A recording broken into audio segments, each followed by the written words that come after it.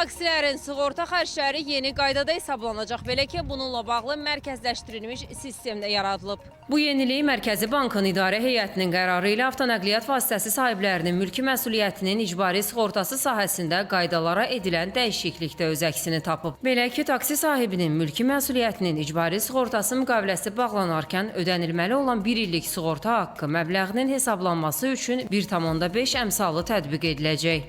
Artıq taksilər üçün mərkəzləşmiş bir sistem var və İcbari Sığorta Bürosu ilə bu sistem arasında inteqrasiya mövcuddur və rəsmi lisenziyası olan taksi fəaliyyəti ilə məşğul olan şəxslərin avtomobilləri artıq birbaşa sistemdə göstərir və avtomatik olaraq həmin avtonəqliyyat vasitələrinə 1,5 əmsal tətbiq olunur.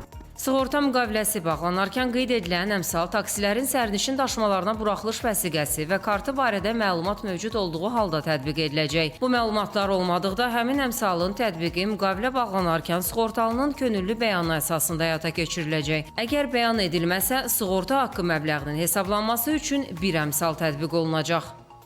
Limit elə əvvəldən 5.000 idisə, bugün də 5.000-dir.